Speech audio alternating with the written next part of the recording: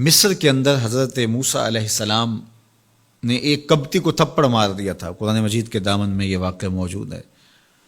تو آپ کی جلالت اور آپ کے زور کی تاب نہ لاتے ہوئے وہ وہیں ڈھیر ہو گیا اور اس کی موت واقع ہو گئی۔ تو مصر کے حالات کشیدہ ہو گئے اور حضرت موسیٰ علیہ السلام کو مصر چھوڑنا پڑا۔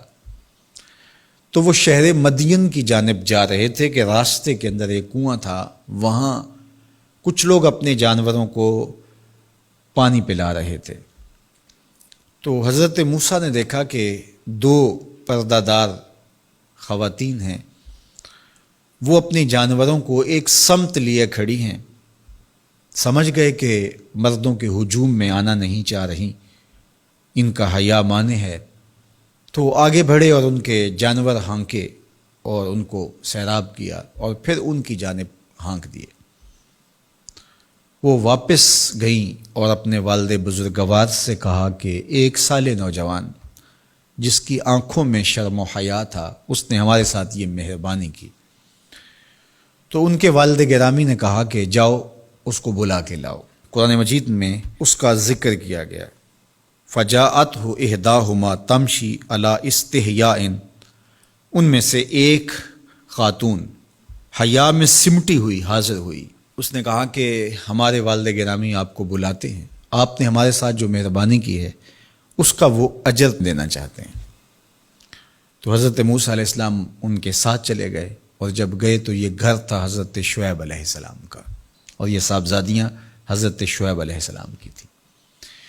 تو اس خاتون کا شرم و حیا کے ماحول میں حضرت موسیٰ علیہ السلام کو یہ کہنا اور چل کے اس انداز سے آنا، قرآن نے اس کی حکایت بیان کی ہے۔ تو خدا کو پسند ہے کوئی خاتون حیا کے ماحول میں آئے تو اللہ اس کی آمد کو اور اس کے آنے کو قرآن کا عنوان بنا دیتا ہے اور قرآن کی حکایت بنا دیتا ہے کہ جو خاتون حیا کے جوہر کی مالکہ ہو وہ اللہ کو کتنی اچھی لگتی ہے۔ اللہ اکبر۔ حضرت نبی اکرم صلی اللہ علیہ وآلہ وسلم کا فرمان حیا کے حوالے سے، الحیاء من الایمان، حیا ایمان سے ہے۔ تو جتنے بھی ایماندار لوگ ہیں وہ پھر حیا کے جوہر سے مزین ہوں گے، مالا مال ہوں گے۔ آپ دیکھ لیجئے سب سے بڑے ایماندار تو میرے اور آپ کے آقا مولا ہیں، اور حضور کمواری لڑکی سے زیادہ حیادار تھے۔ باقی حضور کے اصحاب دیکھ لیجئے، ان کا حیا اور حضور کی ازواج مطہرات کا حیا دیکھیے۔ ام المومنین حضرت عائشہ رضی اللہ تعالی عنہا فرماتی ہیں کہ حضور کا جب وصال ہوا اور حضور میرے حجرے میں دفن ہوئے تو میں جب حضور کی قبر انور پہ جاتی تو معمولی چادر اوڑھ کے چلی جاتی، اس خیال سے کہ میرے شوہر ہیں۔ پھر حضرت ابوبکر صدیق رضی اللہ تعالیٰ عنہ کا وصال ہوا تو وہ بھی ساتھ دفن ہو گئے، تو میں پھر بھی اسی حالت میں جاتی اور میں سوچتی کہ ایک میرا شوہر ہے اور دوسرا میرا والد ہے۔ کہا پھر حضرت عمر رضی اللہ تعالیٰ عنہ کا انتقال ہوا اور وہ بھی ساتھ مدفون ہوئے۔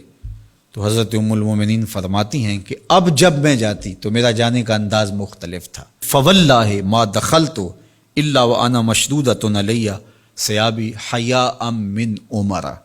کہا اب جب بھی میں جاتی تو خوب اوڑھنی اوڑھ کے اور چادر لے کے جاتی، مجھے عمر سے حیا آتی۔ یہ ام المومنین کا انداز زندگی ہے۔ مخدرات اسلام کو اس سے سیکھنا چاہیے۔ جو قبر میں دفن ہیں ان سے بھی یہ حیا کریں، جو مومنوں کی ماں بھی لگتی ہیں۔ اور آج یہ دلائل دیے جائیں کہ پردہ تو جناب دل کا ہوتا ہے، چہرے کا پردہ تو نہیں ہے۔ باقی کسی کو اپنی آنکھ میں شرم پیدا کرنی چاہیے۔ عورت کو کیا ضرورت ہے کہ وہ اپنے آپ کو ڈھانپ کے رکھے۔ اب ام المومنین کا عمل یہ ہے کہ فرماتی ہیں کہ میں اپنے آپ کو خوب سمیٹ کے جاتی حیاء من عمر۔ عمر قبر میں ہیں لیکن ام المومنین فرماتی ہیں مجھے پھر بھی حیا آتی۔ اور حضرت سیدہ طیبہ طاہرہ حضرت فاطمہ تو زہرا رضی اللہ تعالی عنہا نے کہا کہ عورت کے لیے بہترین پردہ یہ ہے کہ اس کو کوئی غیر مرد نہ دیکھے اور وہ غیر مرد کو نہ دیکھے۔ تو جب یہ ہمارا دین ہمیں سکھاتا ہے اور حیا کا یہ سبق دیتا ہے، بڑوں سے حیا کرنے کی تلقین کی گئی، اللہ سے حیا کرنے کی، اس کے رسول سے حیا کرنے کی تلقین کی گئی۔ صحابہ فرماتے ہیں بعض اوقات ہم کچھ پوچھنا چاہتے ہوتے تھے اور حضور کے حیا کی وجہ سے ہم ایک عرصہ تک وہ بات نہیں پوچھ پاتے تھے۔